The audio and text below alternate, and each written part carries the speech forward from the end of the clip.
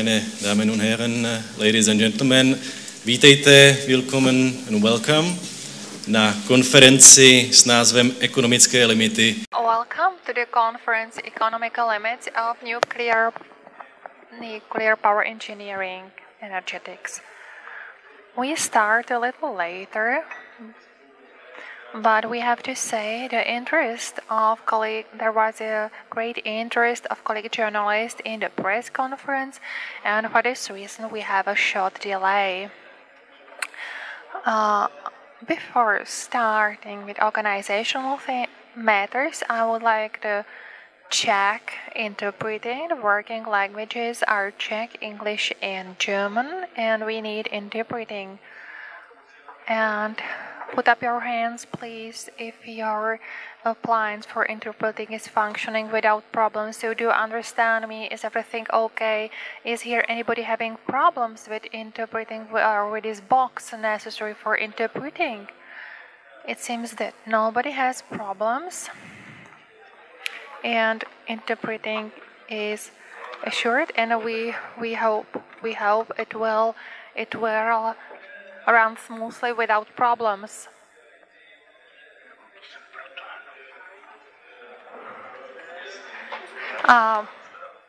I'm persuaded also in view of the future potential speakers here that we will not hear any monothematic or speeches or papers simplification, which means simplifying something, because the background of our speakers is very different and manifold.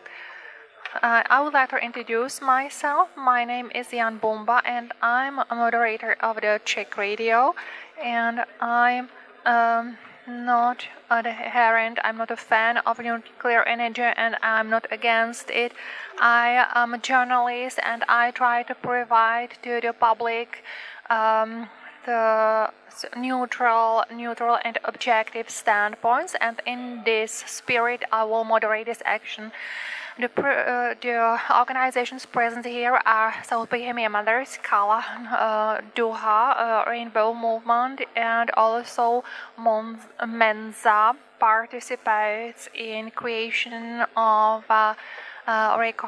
records from the conference. And if anybody of you doesn't want to be on the video record from this conference, it's possible to arrange it and address the organizers at the tables with the presence, and it's possible to arrange it somehow. This conference in streaming on the web pages of Mensa pages online, and one comment for our colleagues journalists: it's possible to address the organizers with questions, and you can also agree individual talks if you need some photographs or if you need any other information. There is a mini presenter called Jan Pinos, and this is available also at the table with the attendance sheet. So it's all from me, and we'll go through the program gradually. You have your agenda on the map you got. And now I would like to ask Mr. Sekvens for the movement Kala for introduction.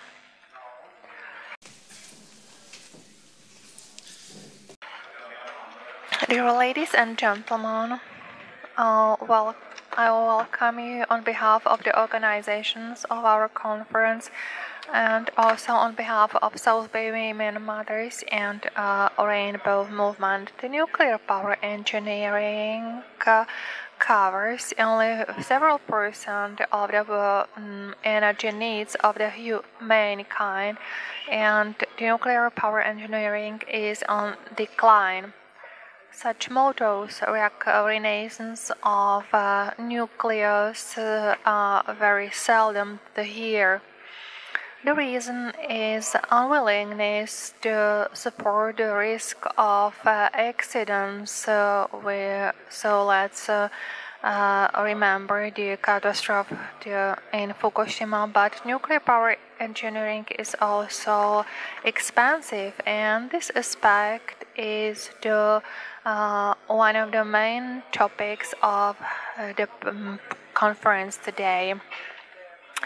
This conference takes place after the termination of the tender for the units 3 and 4 of Temelin chess company said that they manage it without subsidies of state, but they in the end they asked for subsidies, and the price of this energy would be 3 or 4 as much high as the stock price in the stock exchange. The Minister of Industry comes with the idea to found a state enterprise which would build the nuclear reactors, and chess company would only operate the reactors, and it's up to you to make your own opinion if this is a good opinion. So nuclear power engineering wants to be in the market, and they state that they support the carbon-free economy. In the next 20 years, 200 to 280 nuclear reactors should be shut down, and new reactors will not replace the old ones. If we would like to go this way, development of nucleus, it would mean to put in operation by the half of the century 1,300 new reactors. And it's not really unrealistic to manage it. And if we would manage it, it would bring only the emissions decrease of emissions of 6%. So it's a false hope. The investments in energetically effective technologies are comparable, and investments into the renewable sources brings much more use without heritage of spent nuclear fuel, and without the danger and without risk. This conference couldn't be held without many months lasting work of my colleagues, Monika Petingerová from South Bohemian Mother and Karla Polanecka, and also my colleagues from Hnutí Duha. I would like to thank you publicly for their work they have done, and I hope you will go home with the information you looked for here, with information for which you waited here.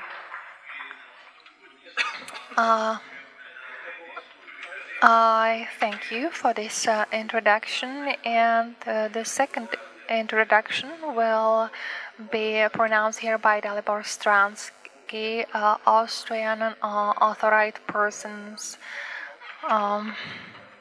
for the policy of Upper Austria in the power engineering focused on economic issue. First of all, it means it follows the issue of investment costs of new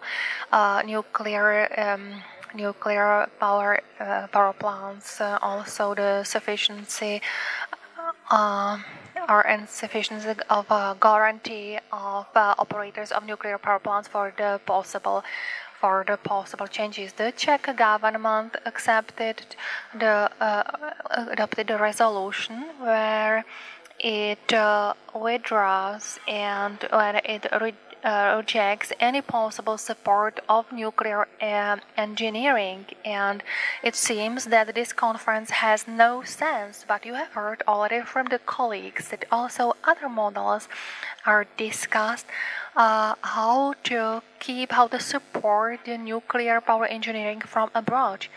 You know that there is a Hungarian way, there is also the Turkish way, and a document which shall be submitted by the end of of the year to the government, and which will represent the conception of the power engineering in the Czech Republic, will surely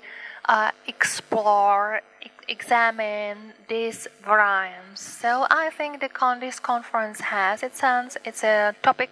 It's a good topical topic, and I wish you that you bring as much information as possible home. Thank you, Mr. Strasky. This is the end of the beginning of the conference. And one comment from me: I will be very pleased if you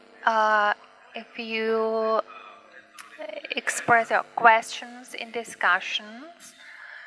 It will be a control discussion. There will be time for your discussions after the end of each block of paper. So I would like to say that there is no discussion after the end of each paper, but at the end of each block.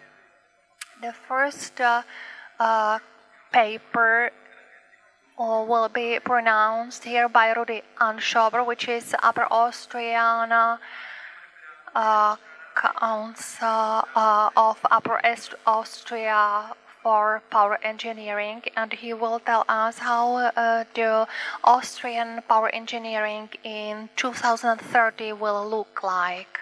Councillor. Meine sehr verehrten Damen und Herren, ich möchte Sie auch recht herzlich begrüßen. Bedanke mich dafür, dass ich das in Deutsch tun darf und mein Referat dank der guten. And I would like to say at the beginning that I'm very pleased that this conference is held today. We have a very good speaker and a very good time after the decision that the next units of Temelin will be not built, and this is the question how it will be look like after 2014 in the whole Europe. And I'll thank you that you are interested, and it's nice that we show to the others that we would like to start a new dialogue here, and that we are able also to keep the dialogue with other peoples from other regions in Europe. And it's a proof for me that we look for the new energy future together, that we need it, and that we are able to achieve it only jointly, that we are at the beginning of energy revolution. And if we look at facts, we cannot have any doubts, and we shouldn't have any doubts that we are facing a really big change, which hides also certain risks, but this is whether for environment it's very good. It's a very good chance for the whole Europe from various points of view, because this is the only way out for protection of climate, for the sustainable power supply, and is also an economic chance how step by step, without fossil fuel and without nuclear energy, to create our future. It is feasible, and I would like to show it to you on a few examples. We all have this objective to create, to provide supply of energy that will not be negative to the environment. And we all in Europe, we feel that we are just in the beginning of this change. We will also need changes in the area of power, the state structure. It will be all about decentralized structures. It will be about the approach to the users, to the consumers, and it will also bring more independence in this area for the consumers. I chose the topic of energy future 2030 because I believe that in long term we must start to set the limits. Doesn't matter where we live, whether we live in Upper Austria like me, or if you live in Czech Republic or other parts of Europe, or at any other location on the globe, we are all on the same board, and we need to set the limits to make sure that in 2030 or in midterm we will achieve independent, environmental friendly supplies of power for all people on this planet. In the beginning, I would like to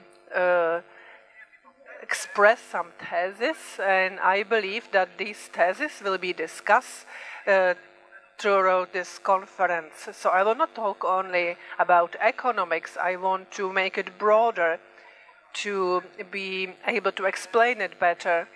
First, I believe that among energy experts, the energy experts believe that the time of fossil fuels are gone. These sources are almost depleted, and they really negatively affect our situation, and it makes the situation worse for the future generation. And we feel that we are getting more dependent on import of energy, especially in the situation that we have now with Ukraine. We, the European Union, give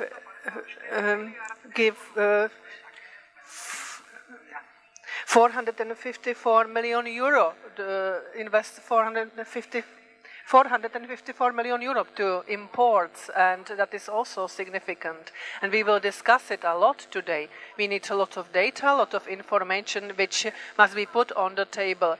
Also, there is also no doubt that construction of new nuclear power plants is not the future, regardless of the question of safety, which is not the topic of this conference. There is also a totally unsolved question of the final or the terminal storage of spent nuclear fuel. So if you look at the costs of energy, all the costs after the dramatic development and with the dropping prices of electricity on the market, in the introduction we heard that today we are in a situation that with projects we face we would have 3 times higher price of electricity produced from nuclear power plants, and in reality it would be even higher. So that means when we compare it to the cost of the price of electricity on the market today, the price would be 3 times higher, and that is totally crazy. So if we decide to build nuclear power plants, we would totally ignore the rules of free market. We would actually create a machine for printing money, and we would produce electricity at the cost of our consumers, which the politicians must not allow. And doesn't matter whether it is Great Britain, in Hungary, in Czech Republic or other countries, nobody can allow this. The guaranteed prices of electricity, if we look at the example of Winkle Point in Great Britain, we will hear a lot about that in the second part of the conference. There, I believe,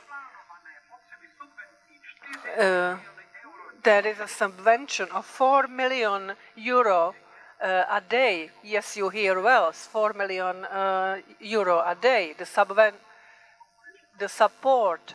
And therefore, I believe this is the time for the European Commission to stop this project. And we also expect that this will happen in the autumn.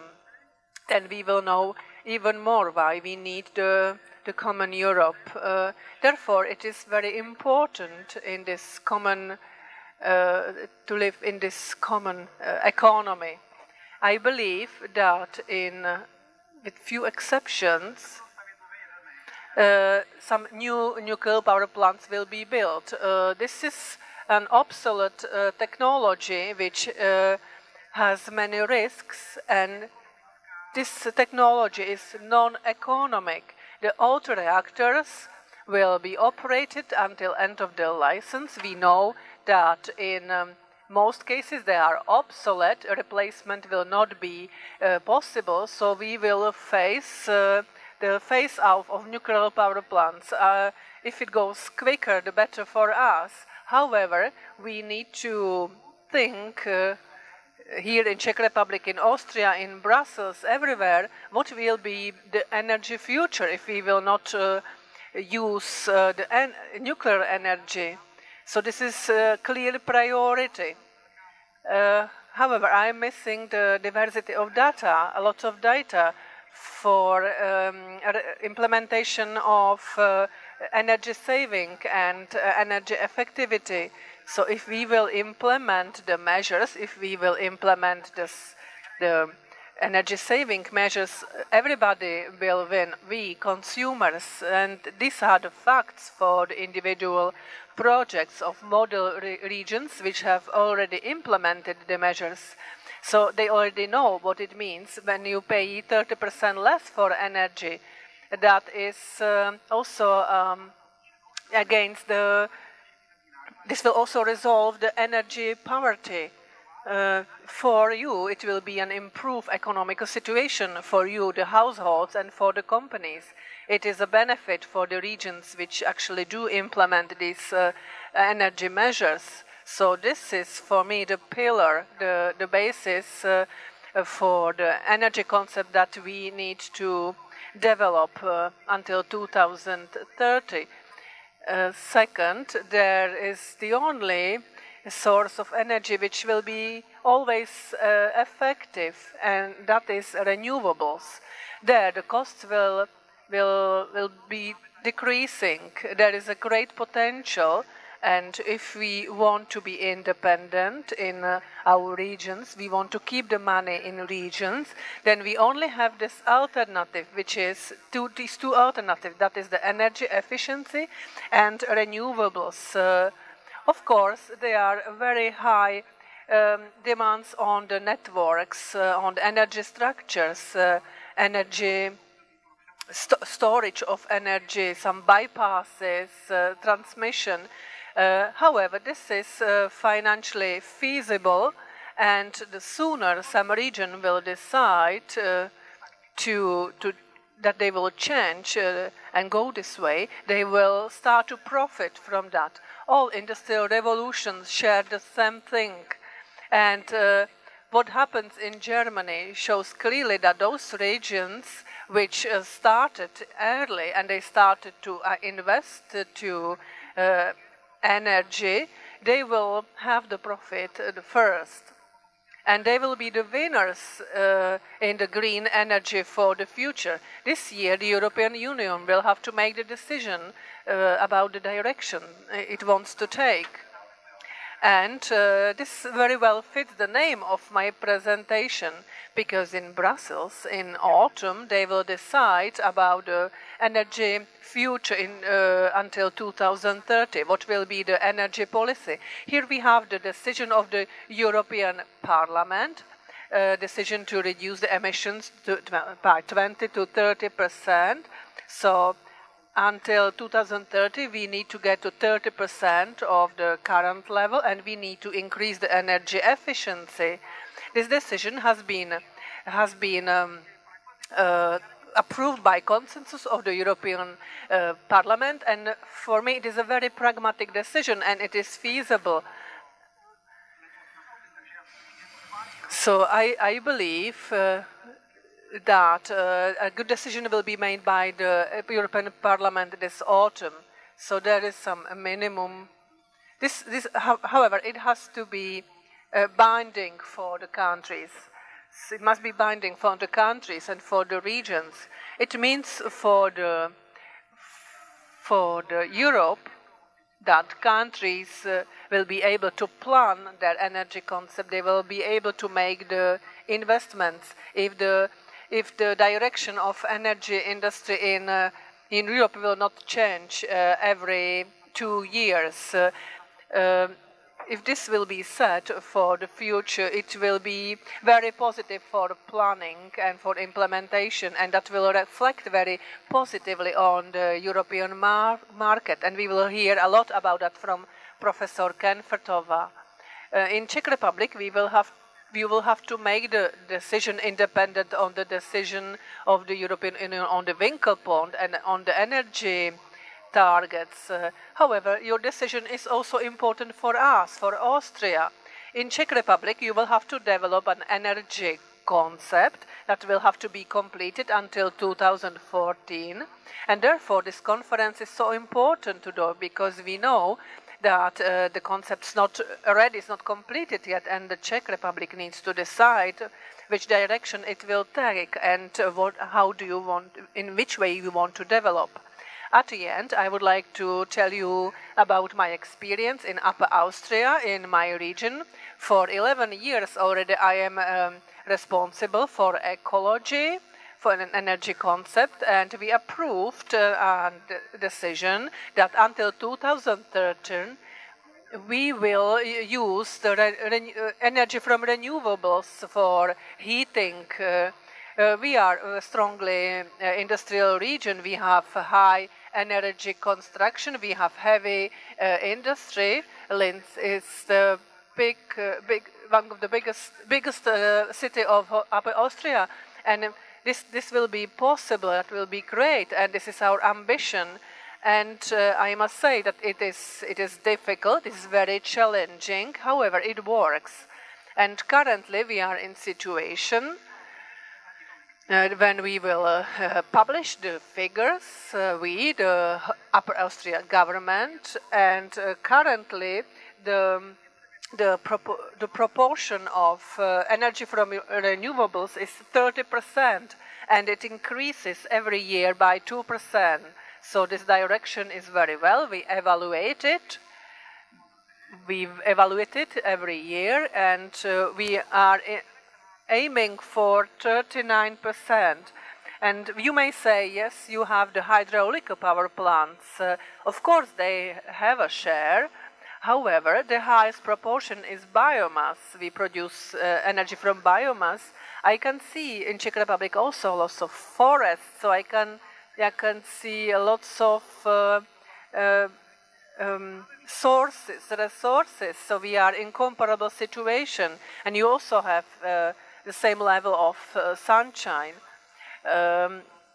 As for the other figures, for heating, we have 48% for power supply for heating in Upper Austria, including steel industry, including all consumptions in companies. Heat is provided from renewables at 48%. So we will need even shorter time to achieve the goal. Not only I told you that with those 30% of renewables, there is the highest proportion of biomass, and I looked at the figures today. We have we also created about 2,700 jobs in the area of production of biomass and processing of biomass. And that is 5 to 6% of all jobs in Upper Austria in the area of green technologies that we have created. And this is only the beginning, because the process just started a short time ago. So I want to tell you that it works. Be brave. Take the challenge. This is a great chance from the economical point of view. At the end, I may say one sentence how it may look. I believe that we are all in Europe on the same boat. We need the European economy that will go in the same direction. We need a lot of regional cooperation. We try to enforce it. We try to implement it in the Inter project between South Bohemia and Austria and Upper Austria. because the cities and villages and towns from both regions are trying to work on this energy revolution through intensive cooperation. They implement common projects. They really have a good cross-border cooperation. And second, there is also a company, Energy Center České Budějovice, which is also dealing with cross-border cooperation and is also dealing with energy efficiency, and it is doing very well. And my objective is that in the next month, the Upper Austrian government will should address the Czech government with an offer and with a request for creation of a large energy partnership in the area of renewables. That is my vision. We have a common history and we also had many conflicts together. However, we need to start a dialogue. And I believe that we, citizens of Czech Republic and Austria, we will actually make it together in Europe. Dámy a pánové, čas nás skutečně natolik tlačí, že musíme pokračovat navzdory tomu, že ještě sál není zcela We should continue. In the following minutes, we will look what is the support of nuclear power in individual countries, which way took the Great Britain will tell us Professor Thomas from the University of Greenwich. Good morning. 10 years ago, there was a perception that there were two big problems with nuclear power. The first was that it was too expensive, and the second, linked with that, was that it was too risky on a commercial basis for financiers to provide the money.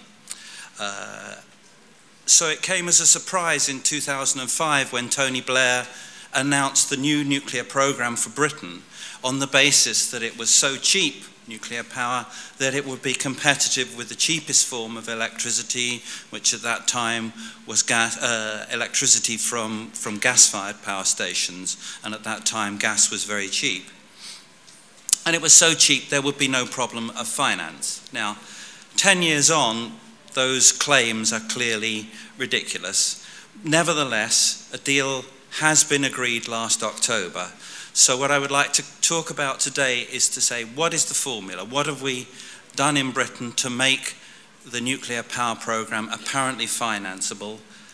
Will it actually happen? Are there still things that could go wrong that will stop us building nuclear power station? And is it a model for countries like the Czech Republic to follow? Now, when the British announcement was made in October last year, it was very hard to find any comments that were positive other than those coming from the government and from Électricité de France itself. And I've picked out a comment from a capital fund, Librum Capital, which basically says, "We are frankly staggered that the UK government thinks it is appropriate to take such a bet and underwrite the economics of any power station that costs £5 million per megawatt and takes 9 years to build." I think the reality is actually that it's a rotten deal for the British public, but it's also a very risky deal for EDF. And as Michael's presentation showed you very clearly, EDF has priorities of its own in France, and building 1 or 2 nuclear power plants in Britain is really of secondary interest to them. So what I want to talk about, what we promised in 2005 when Tony Blair introduced the program, and what are we actually going to get? What is the deal? Will it be blocked by the Commission? I'll only talk a little bit about that because the presentation after me will cover that in much better. And then finally talk about the relevance to other EU member states. I think a common observation of the nuclear industry is that they promise a lot, and when the details come and you actually get to sign the deal, somehow the price has gone up. And that's happened on a massive scale in Britain. We were promised no subsidies. It would compete on the market in equal terms with all other sources.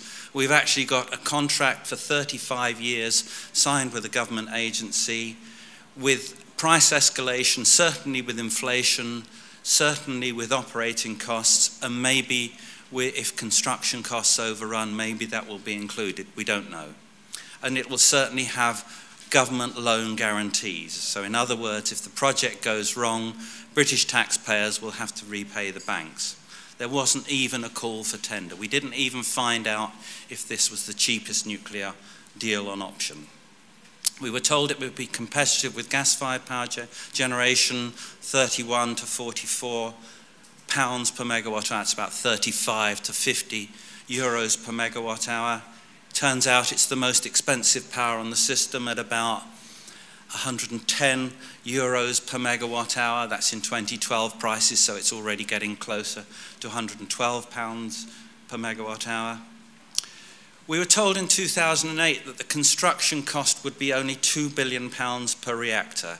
The deal that was agreed last October was for 4 times that sum. So even by nuclear standards, an escalation of a factor of 4 in only 5 years is pretty remarkable. We were told first power would be 2017. The chief executive of EDF said we could cook our turkeys at Christmas in 2017 using power from Hinkley Point B. Turns out they won't have started building by then because first power is not going to be till 2023. We were promised competition between different companies and different technologies. We've ended up with the EPR and EDF. We were told we would get 10 reactors, capacity of about 16 gigawatts. That would be about a quarter of total capacity in Britain, perhaps a third of our electricity. We are likely to get somewhere between 0 if they fail the state aid case, and 2 if the government does actually manage to force it through with a very small capacity. We were told we would get a proven reactor design with operating experience in Finland and France. As you all know, the Finland and France projects have gone horribly wrong and not expected online till 2016 in France, after 2018 in Finland. So we have a reactor with a construction record it would be hard to imagine being worse, and no operating experience whatsoever. So the deal we're going to get is that we're going to build 2 EPRs at Hinkley Point C, each 1600 megawatts, should be online by 2023. It's an existing site. There is a retired Magnox plant. This is the first generation nuclear reactor built in the 1960s, and an operating advanced gas-cooled reactor, which, not by coincidence, is expected to be retired in 2023. So the AGR will close down and the Hinkley Point C will start up. The contract is not going to be signed, it will be signed by a company called NNB Genco, not EDF, and a new government-owned body. And NNB Genco will be just under half EDF, about 40% to Chinese companies, 10% the reactor vendor. But interestingly, it says discussions taking place with other interested parties who could take up to 15%. So the EDF share could be down to about 35%, and the dominant shareholders could actually be China. All the power will be sold for 35 years. Government loan guarantees will cover all the finance costs for the plant. The rest will come probably from equity. So effectively, NNB Genco will be borrowing from the British government at very low interest rates. The starting price will be about 111 euros per megawatt hour, and if 2 more units are built, and that's pretty unlikely in my view, it will fall by a very small amount. Price index to general inflation, There is a lot of talk about the contracts for differences, and that's a bit misleading because it's simply a fixed price contract. The contract for difference is just a way of balancing the books up. It says you sell into the market, and if the market price is lower than the contract price, you add a bit on. If the contract price is higher than the market price, then you pay a little bit back. So it's essentially a fixed price contract. And it's based on a construction cost of £16 billion for the 2 reactors and an expected rate of return to NNB Genco of 10% per year, which is a pretty good rate of return for something so heavily backed by taxpayers and consumers. Construction cost is interesting because 2 weeks before the deal was announced, the chief executive said the cost would be 14 billion, and then suddenly it went up to 16 billion for reasons that looked desperately unconvincing to me. It was talk about training costs, buying lands. That's an awful lot of training and an awful lot of land that cost £2 billion. And everybody, if those costs exist, then they were known about long ago. So it's, at best, it's disingenuous. Frankly, it's deception to then suddenly bring these in at the last minute. The construction time was also a surprise because the expectation until a week or two before was that the plant would start construction as soon as it had cleared the state aid inquiry, perhaps in 2015, take perhaps 5 years to build, at least on the forecasts of EDF, and would come online something like 2020 or 2021. So it's a surprise that it went back to 2023. So it appears that we're not going to start building it till 2018 unless it's expected that construction's going to take 8 years, and I think that's unlikely because if you expect it to take 8 years, the interest costs that you would incur during that time would be prohibitively high. There is talk that the deal is done, but if we're not going to start building till 2018, there's plenty of time for costs to change, and EDF is not going to commit itself to 2013 costs when the costs 5 years on could be significantly different. So there will be some process of renegotiation even if EDF starts building in 2016, which is probably now the earliest it could start. I won't talk much about the state aid inquiry. The contract is illegal if it is judged that it's illegal state aid, and the 3 tests are, is it state aid? Clearly it is state aid. Does it distort markets? Yes, it clearly distorts markets because that's 7% of the British energy market that has been taken away with no competitive process. Is there an applicable exemption in the way that there is for renewables? No, there isn't. But the interesting thing is that there is a group of 12 European Union states who meet informally, regularly, including the Czech Republic, who want the option of state-backed contracts for differences. So the British deal is an important deal because it's not just a deal for Britain, it's a precedent for a dozen other countries in the rest of Europe. So I think the European Commission has to take this inquiry very seriously. The proposed contract was notified to the Commission on the 18th of December, and the Commission decided to undertake an investigation.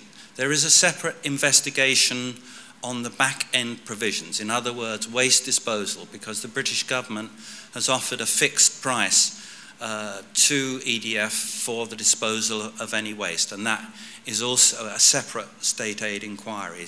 Technically, inquiries can take up to 18 months, then the country who's subject of the inquiry can ask for a verdict. So if the inquiry started in January or February, then it will be the middle of 2015 would be about when the inquiry would have to give its verdict. That's also, by coincidence, the date of the next British general election, so that might be an interesting dynamic. The Commission offered its initial views in, I think it was published in February. And I started to go through those initial views to see what the flavor of the comments were. And I ended up, after I'd filled 2 slides, I could not find anything in that initial verdict that was positive about Hinkley Point C. Every conclusion of every section and every criteria came out with things like, the measure, moreover, could hardly be argued to contribute to affordability, at least at current prices, when it will instead and most likely contribute to an increase in retail prices. It goes on and on in that vein. I won't go through all of these. So what is the relevance to other member states? There are 12 member states, as I said, that meet regularly to discuss nuclear power.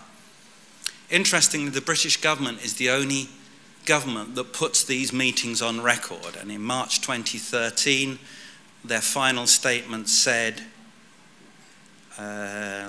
what's the most important sentence? On financing models, a number of potential approaches were noted, including capacity mechanisms and contracts for difference, with many countries highlighting the importance of a technology-neutral approach. In other words, they want the privileges for that renewables have to be extended to nuclear power.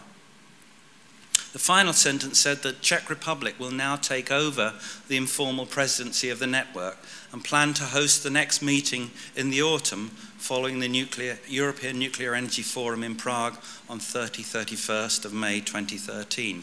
I can find no record of that meeting having taken place. It may have taken place, but it's not on the record. So whether it took place and the Czech government doesn't want to admit it, or whether it was abandoned, we don't know. I would be very interested if somebody can enlighten us. So what are the conclusions? Well, I think the British government will do all it can to force through Hinkley Point C. It's invested nearly 10 years of effort into getting this far, and it clearly doesn't have the courage to say that it's wasted 10 years. So it's really given in to all the requirements that EDF has asked of it. We'll build perhaps 1 or 2 reactors, 1 or 2 probably at Hinkley, and then the programme will be quietly forgotten. And if we look back to Margaret Thatcher in 1979, she came to power saying that they would build 1 nuclear power station per year for 10 years, with the first order placed in 1981. They actually built 1 reactor in total, started construction in 1987. Now, nobody ever accused Margaret Thatcher of lacking determination, so it's clearly not determination that's the problem here. It's the problem of the commercial realities, and the commercial realities have got much worse. The real cost of nuclear power has got much higher. We have liberalisation of electricity markets, which makes it a much riskier investment to the financiers. From a British point of view, I would say Hinkley represents a very serious failure of the policy process, because all the things that should have prevented such a ridiculous policy getting this far have failed. We have parliamentary committees that have failed to scrutinise. We have a press that has failed to look in detail at this programme. We have the public who appear to be indifferent to this large amount of public money that's going to be wasted, and we have a civil service that has given blatantly ridiculous advice to the government. I mean, for example, saying that Hinkley Point C could be built for $2 billion when it was clear the cost was going to be many times that. So we have some very serious questions to ask in Britain about the policy process. But the reality is that the deal we have agreed is not because Britain is a bad negotiator. These are the terms that you need to give if you want to get a nuclear power plant built. We didn't choose the wrong technology. There are not other technologies out there that are much cheaper. We didn't give away terms because EDF was so much a better negotiator. If you want to convince banks, you need cast iron guarantees like loan guarantees, contracts for differences to sell all the power at a predictable price. the Commission may reject the case, and I think looking at its initial verdict, that seems to me the most likely verdict, or perhaps if it doesn't reject it outright, it might place conditions on allowing the contracts for differences that might make the deal non-viable. For example, it might say the contract can only be for 20 years rather than 35 years, and that might make the deal non-viable. So what's the problem then? The problem is not that it's going to make electricity expensive. We'll build 2 nuclear power stations that will make up 7% of our electricity. And a bit of simple arithmetic tells you that even if that's 3 times the cost of the rest of the power on the system, it's going to make a 5 or 10% increase in our electricity costs. And bear in mind that in Britain, electricity prices have more than doubled in real terms in the last 10 years. So we'll barely notice it. The real issue is that we've wasted a decade. For 10 years, we've carried on believing that nuclear power would sort out the problems of our electricity industry. Then we've neglected the options that actually could have worked. Energy efficiency, and let me stress again Michael's point that people want the service that energy provides. They don't want kilowatt hours. And so we've neglected energy efficiency measures, and as a result, we have probably one of the worst quality housing stocks in Europe. We have one of the best renewable resources in Europe, but we've neglected it, and so it's one of the least exploited renewable resources in Europe. Thank you.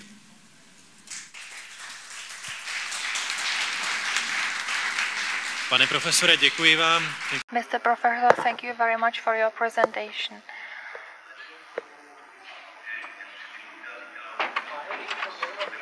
And we have not much time. We will continue the next presentation continues thematically this topic. What about the support of nuclear power engineering? What's the connection with the European law with it? Mr. Leidenmiller, it's your floor now. Floor is yours. Ladies and gentlemen, thank you very much for the invitation to that conference and for the opportunity to speak on subsidies to nuclear power and its relationship to European Union law, especially state aid law. The legal order of the European Union sets up an internal market. And if you have a look at the preamble of the Treaty on the Functioning of the European Union, we see that one of the main components of this internal market, and therefore one of the main motives and goals of the European Union itself, is the guarantee of fair competition.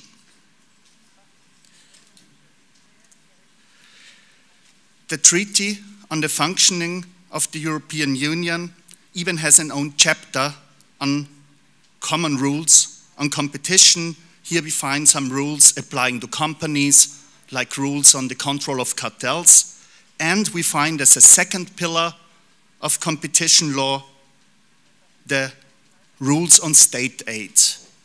And we find a principal prohibition of state aid in European Union law. The reason behind those rules is that the member states sometimes intervene by using public resources to promote certain economic activities or to protect national industries. Favoring certain firms over their competitors clearly constitutes a distortion to fair competition forbidden by EU competition law, more precisely by the EU rules on state aid. Therefore, state aid is principally prohibited under the Treaty on the Functioning of the European Union unless it is exceptionally justified. This principal prohibition of state aid is laid down in the Treaty on the Functioning of the European Union. And this treaty, together with the Treaty on European Union, builds the so-called primary law of the European Union. And these two treaties are the basis of the European Union since the so-called Treaty of Lisbon. And now there's a very interesting question, because since the Treaty of Lisbon, we have Euratom, the European Atomic Energy Community as a second international organization next to the European Union. And so the question is, are the rules on state aid applicable in the field of atomic energy? There had been a discussion about that, and the result is clear. The Euratom Treaty, the Treaty on the European Atomic Energy, is not an isolated area, but open to certain provisions formulated in the primary EU law. So every time when the Euratom Treaty does not contain specific provisions on a certain matter, the general rules from TFEU and TEU, from the Treaty of the Functioning of the European Union and the Treaty on European Union, are also applicable in the field of Euratom as well. And as the Euratom Treaty does not contain any provisions on state aid, the provisions of Articles 107, 108, and 109 TFEU are applicable also in the field of nuclear energy. This is, by the way, confirmed by the practice of the European Commission. Professor Thomas already mentioned it. The European Commission is investigating state aid to nuclear power under these rules given by the TFEU. After clarifying that the rules on state aid are applicable also in the field of nuclear power, we are going to have a closer look at the relevant provisions. From a very general approach, in every state aid case, two questions have to be answered. First question is there a state aid? And this is defined by Article 107, Para 1 TFEU. And the second question is, if yes, if we have state aid, is there exceptionally an exemption? And these exemptions are given by Article 107, Paras 2 and 3, and by some very important rules of secondary law. So when do we speak of a state aid? We have a definition in Article 107, any aid granted by a member state or through state resources in any form whatsoever which distorts or threatens to distort competition by favoring certain undertakings or the production of certain goods, shall, insofar as it affects trade between member states, be incompatible with the internal market. So we have some elements of state aid. There has to be aid granted by a member state or through state resources, favoring certain undertakings, disturbing competition, and thereby affecting trade between the member states.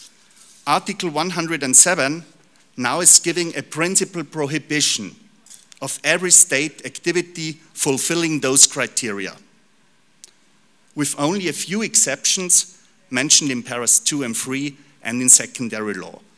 What are the important exceptions in our case? First, we have some rules on environmental aid in the general block exemption. This is a regulation with some exemptions, especially for renewables. Second exception, we have some guidelines given by the Commission. They have more an informal character, some guidelines on state aid for environmental protection.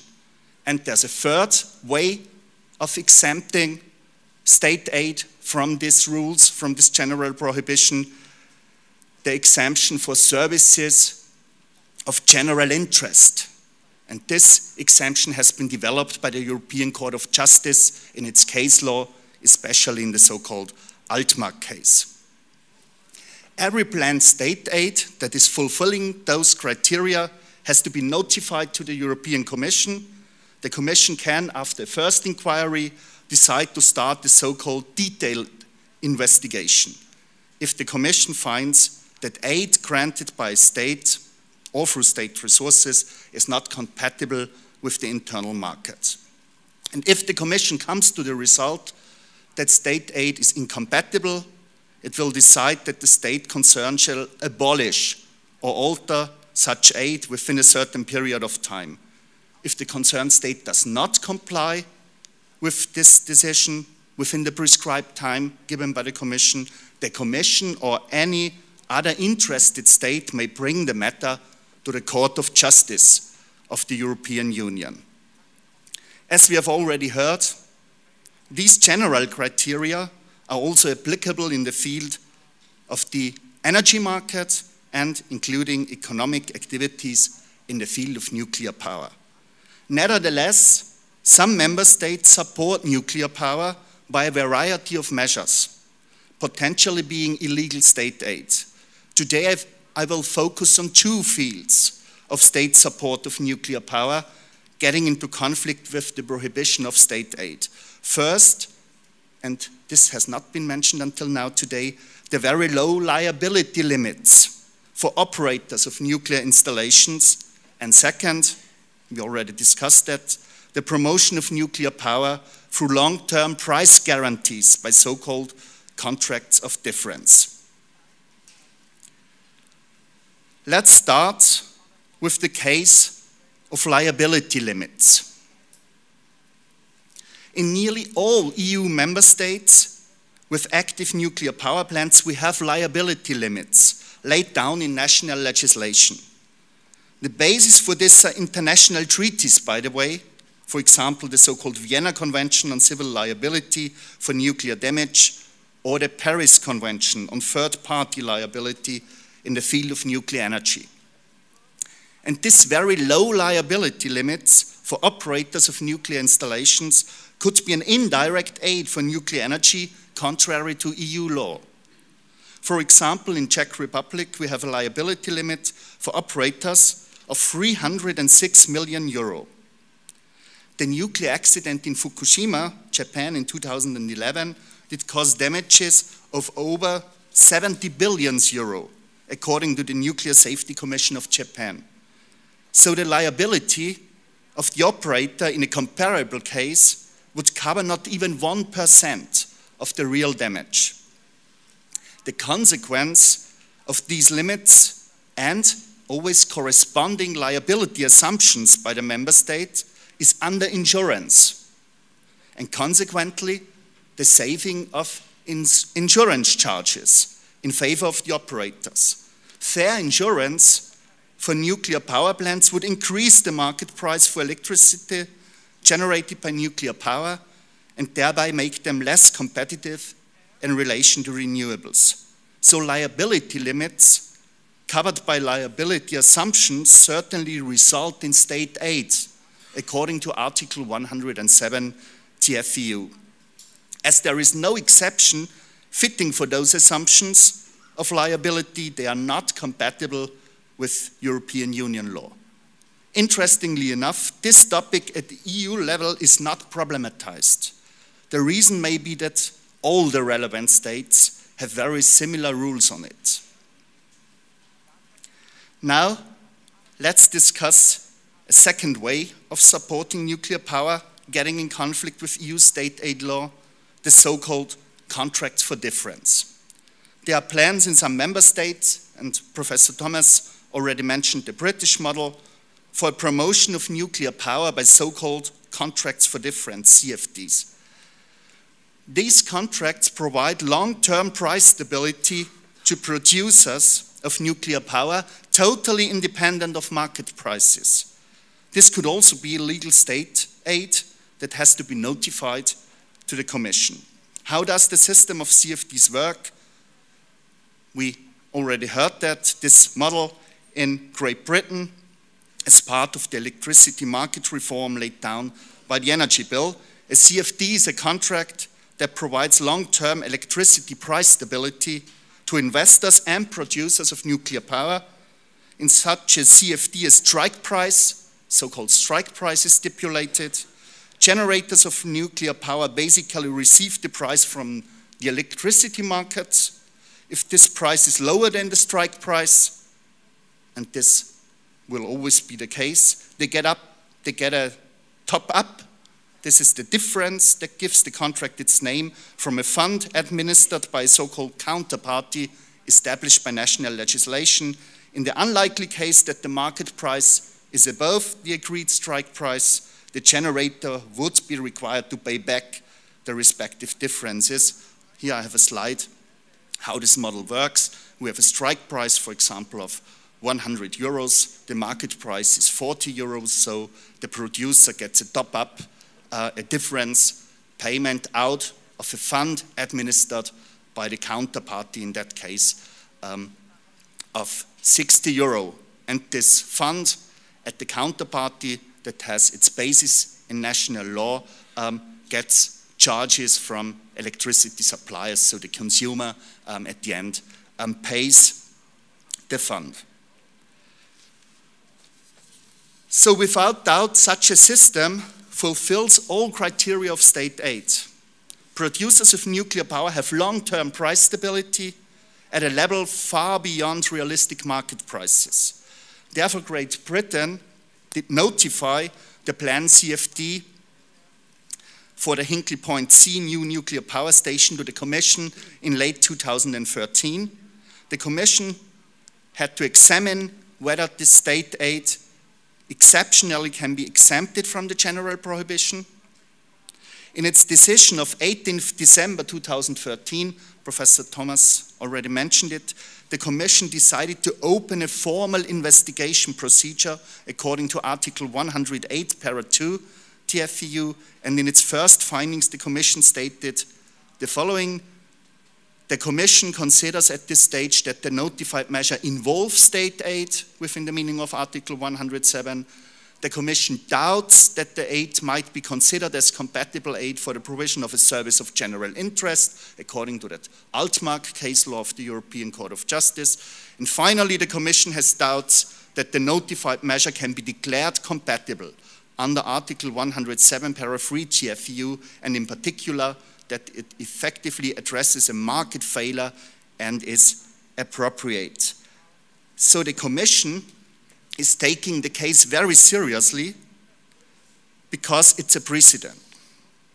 And so this first findings had about 70 pages, what is not the normal way of dealing with such things. The final decision of the Commission is expected to be released in early summer. That's an optimistic expectation. And in my opinion, the result has to be that this CFD is illegal state aid. Contrary to renewables, there's no exception for nuclear power in the general block exemption regulation, so that in the result, the CFD in the field of nuclear power is not compatible with European Union law. So the decision of the Czech government 3 weeks ago not to give such price guarantees in the case of Temelin is not only an economic reasonable step, but also legally required from EU state aid law. Now, let's come to a conclusion. The direct aids in case of contracts for difference and the indirect aid in case of the assumptions of liability for nuclear power granted by the member states have to be observed very critically within the framework of EU competition law. In the case of Hinkley Point C, it seems that the Commission fulfills its duty as a watchdog for fair competition in the internal markets. But what will the future bring? The Commission has the duty to develop the general policy in the field of state aid. And it also has some discretion to make some new rules on state aid. May it be through formal legislation, may it be through informal rulemaking by its guidelines.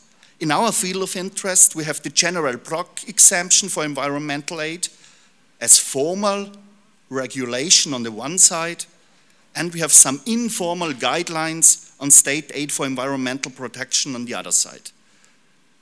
And those rules are of high importance when the Commission has to decide whether a certain state aid is exceptionally exempted or not. So everybody who is interested in strict standards applied to state aid for nuclear energy has to watch carefully that the Commission's rules in that field require such strict standards also in the future. A first attempt of the European Commission to weaken the prohibition of state aid to nuclear power by enlarging the exemptions was stopped by a majority of member states in last autumn. At the moment, the Commission is working on new draft guidelines on environmental and energy aid for the period until 2020, so we need to stay alert.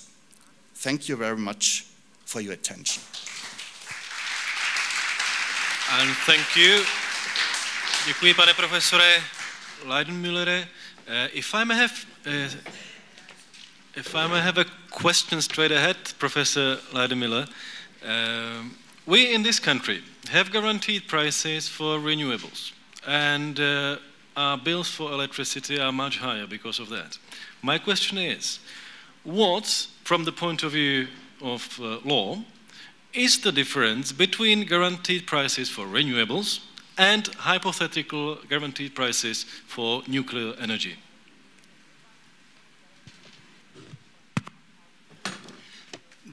The simple difference is that there is an exemption for renewables in the general block exemption regulation.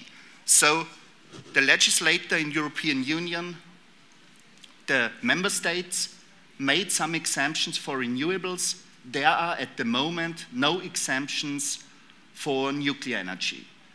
Maybe this will be changed in the future, but at the moment we have this exemption for renewables and no exemption for nuclear energy. That's simply the cause. Dámy a pánové, díky heroickému úsilí pánů profesorů máme takových 10 minut na dotazy. Viděl jsem první ruku tam, druhý dotaz bude zde. Jan Haverkamp from the organization Greenpeace, and I'm an expert consultant on nuclear energy policy for a long time.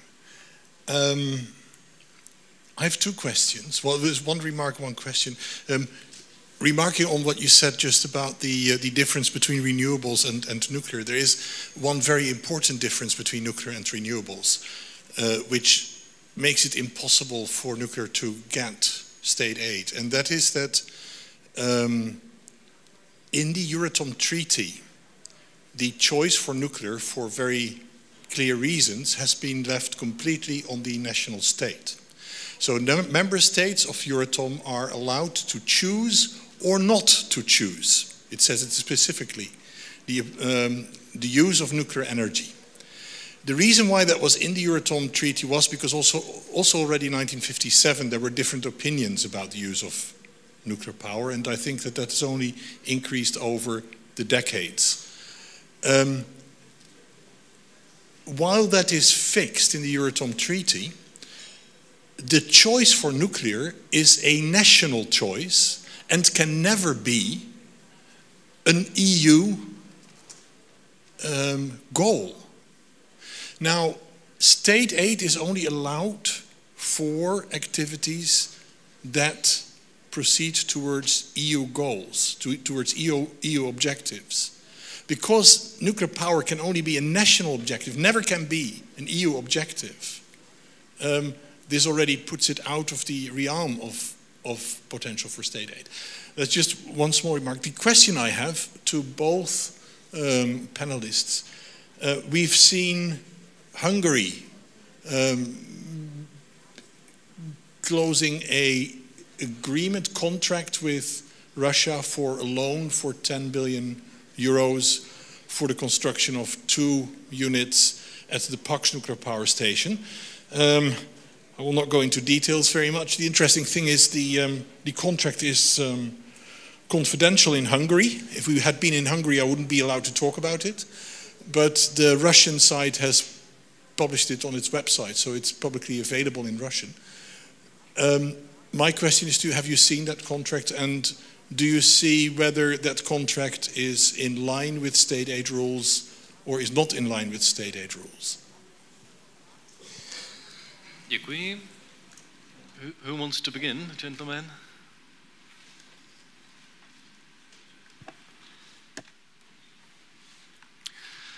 Thank you. This was a perfect explanation why we have the current situation. Concerning this contract between Hungary and Russia, I don't know about that. Professor Thomas. Russia is an interesting case because they stay in markets that every other vendor of nuclear power station has run screaming from. So they are in places like Belarus, Bangladesh, Hungary, Vietnam, where no other vendors are willing to appear. And it seems to be part of Russian foreign policy. And clearly now, because of the issue of finance, you need a national team to sell a nuclear power plant. A reactor vendor can't just go there. Needs the support of the government to provide all the other aspects of it. And it's interesting to see how far Russia can actually deliver on all these promises, because I don't think they have the resources to build plants in Vietnam, Bangladesh, Belarus, Lithuania, Jordan, all the other bad markets that they're looking at. And I think that the capability of Russia to, the willingness of Russia to sign contracts in difficult markets, when you actually put it to the test, may be a bit less than it appears to be. But the short answer to your question, Jan, is that I haven't seen the contract, so I need to look at that. Sorry, I can give a short answer on that. There are issues in it that definitely are already under investigation by the European Commission. One of them is that the interest rates are very low, and the other side of the low interest rates is, first of all, that there has to be an Hungarian credit guarantee on it, which would constitute state aid. The second point is that there are very hefty penalty clauses in it. And the penalty clauses are so heavy that if Hungary has to start paying back in 2026, even if there is no nuclear power station yet ready. If they fail to pay back within the first 6 months, Russia is allowed to claim the entire sum, which at that moment will be something in the order of magnitude of 25, 28 billion euros. It would bankrupt Hungary. Now that is an issue that not only DG Competition will be interested to have a look into, but also DG Finance. There's no one from the Hungarian side here. Ano, prosím, další dotaz. Pán zde vepředu. Ne, promiňte, prosím, zde a potom tam, jak jsem zahlédl pořadí rukou. Omlouvám se, ale musíme učit pořadí. Děkuju. Hi, thanks. I'm Theo Simon. I'm from Somerset, where Hinkley C is planned to be built. I live 35 kilometers from the proposed site. And I just first of all wanted to say that when Stephen said it will be built, our intention is that it won't be built, but also that it isn't really just, I take issue with the idea that it was because of failings across the board and public indifference. I think that's what's crucial is to understand that we've ended up with this ridiculous situation with the subsidy at the end of a process, and I think everyone here from all the member states needs to be aware of this, is that the process has been one of saying, first of all saying it's our policy that it will be built, then changing planning law in Britain so that it's been very difficult to raise serious objections to the project. In effect, there hasn't been any longer the ability to have democratic scrutiny of the plan because everybody's known in advance that it is going to go ahead. And so that's been the assumption. And then even to the point where permission has been given for preliminary work before the decision has been made to build the power station. And the effect that that has is that everybody in the area and all the construction industry believe it's happening, and it becomes harder to say it's not happening. Thirdly, there's been the mitigation, the masses of money which relatively small compared with the profit they're going to make, but the millions which EDF have put into the local area, the funding and so on, and a massive level of collusion between the councils and the government and EDF, where propaganda for the project is included in official state material. So all that's created the feeling in the public that there's no possibility. So we place a lot of hope in the EU Competition Commission, and my questions really, the crucial questions for us are, first of all, what sanction would the Commission have if the Commission decided that Britain's answers weren't satisfactory and Britain said, well, we're going to go ahead anyway? Secondly, do you see that there is any room for manoeuvre yourself? Do you think there's any way out apart from renegotiating the deal? Can the Commission find something in the government's response? Thirdly, is there pressure that can be brought to bear from other nuclear states in the EU on the Commission behind the scenes, which mean that a deal would be done because other countries who are nuclear want that to happen? And fourthly, if all else fails, is there an appeal which can then be made if against the final decision under EU law, where we can come back and revisit the decision? And then my question for Stephen was, in the light of what I just said earlier, what does he think has been the reason that the government has been so committed to the nuclear project, to the point where they now actually have a situation where they don't know how to get out of it? They really have no room left for manoeuvre in Britain. Thanks. Děkuji vám. Thank you for your questions. I'll answer the first and the fourth question, because these are the legal points.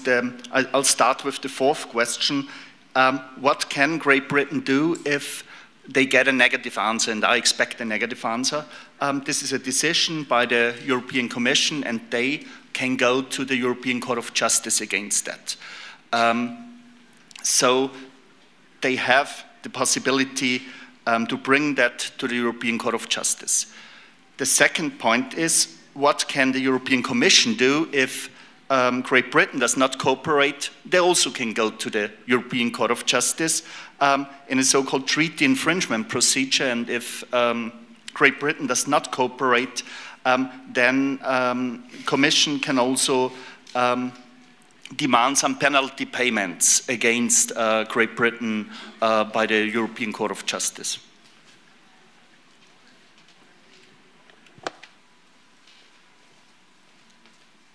I think one of the interesting precedents for the state aid inquiry is the Olkiluoto order, which was also subject of a European Union state aid inquiry. The one interesting difference was that the contract for Olkiluoto's power was signed by a private company, so that's somewhat different. The main issue with the state aid inquiry for Olkiluoto was the loan guarantees that had been given by France and by Sweden for about a third of the cost. So very much lower coverage of the finance than is the case for Britain. And I think the verdict of the European Commission was that because the builder of the plant had paid a fee for those loan guarantees, it was an economic transaction, so it did not involve state aid. I'm not sure whether they actually found out what the fee for those guarantees was, whether it actually was an economic fee. I think the question of why Britain is so committed to the nuclear program, I just find that incomprehensible. There have been lots of possible explanations. One, that it was a vanity project for Tony Blair, that it was his bequeathal to future generations, that he'd brought the British nuclear program going again, but successive prime ministers have followed with the same interest, that it was a policy driven by very pro-nuclear energy ministers. Well, we now, for the last two energy ministers, have come from a party that at the last election was anti-nuclear, and they've been just as pro-nuclear. So I find that one the hardest question to answer. Some people talk about a nuclear lobby in Britain, but what's the nuclear lobby? Who stands to gain from a nuclear power order in Britain? We haven't had a nuclear power industry for 40 years in Britain, so who stands to gain? We don't have, the company building it is not British, the company supplying it isn't British, so what is the British lobby? I don't understand that. I mean, there is a consensus amongst establishment organisations like the institutes of engineers and scientists that nuclear is the way forward, but that doesn't seem to account for the very organised and very determined pressure for the nuclear program that there has been for the last decade. Děkuji mnohokrát a zbývá nám čas na poslední dotaz. Ano, prosím. Thank you. I don't know if to speak Czech or English. Jak chcete, je všechno tlumočeno. Dobře, takže budu mluvit česky. Prosím vás, vy jste vyjádřil jistě několik. I will speak in Czech now. You said several times that in England there is a strong support of the nuclear energy. And has this support any negative impact on the development of renewable sources of energy in Great Britain? Does it have any negative impact, and which kind of impacts, if?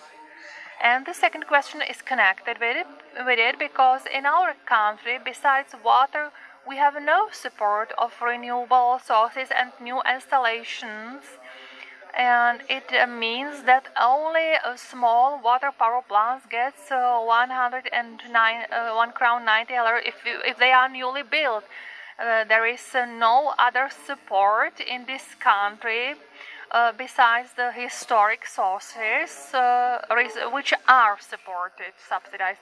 And we hear it every day on TV, in newspaper, how the electricity production is expensive and the support is only very, very low, and 45% are created by distribution services. 45% of the price is created by supplying the energy, and it's connected with the second question. What would happen if in England or if in Europe this idea would come true, would be implemented? Is there any collapse in renewable sources because the government will do everything, as government of the Czech Republic will do everything for the stopping of development of renewable sources? Yeah, you mean the persuasion that the renewable sources are too expensive? Yeah, maybe there is no support in the Czech Republic for the development, for the installation of new sources of renewable energies. And maybe the other governments, European governments, will follow our government. I think the strongest impact of the support for nuclear power from the government has been basically neglect of other options, that all of the energy of the Department of Energy and Climate Change has gone into getting the programme through, and there has been very little energy left to promote renewables, or more importantly, energy efficiency. There is now a proposal from the Prime Minister that there will be a moratorium on onshore wind. In other words, we will build no more, and that does seem designed to create more space for nuclear power programs. There is the issue of the budget for the counterparty body. In other words, the body that is going to pay the differences between the market price and the contract price. Now that budget is quite limited, and if, for example, we were to build 4 nuclear power stations from 2023 to 2027, that would consume all of the budget. There would be nothing left to build renewables. So the budget for that organisation would have been preempted by the nuclear programme. I think what I would like to see is a much more level playing field for low carbon sources. What we want is an all sources tender. In other words, anything that can meet the projected requirement for new generation, whether it's energy efficiency, whether it's renewables or nuclear power, to compete on the same terms with the same incentives in terms of loan guarantees, in terms of contract lengths and so on, all of those to compete on the same level. And then let's see what is the cheapest option to meet our goals on reducing carbon emissions. Thank you very much once again, gentlemen, for your contributions. Dámy a pánové, děkuji mnohokrát prozatím za zájem. Následuje polední přestávka. The break follows and we will meet here again 1:30. 1:30, the midday break follows.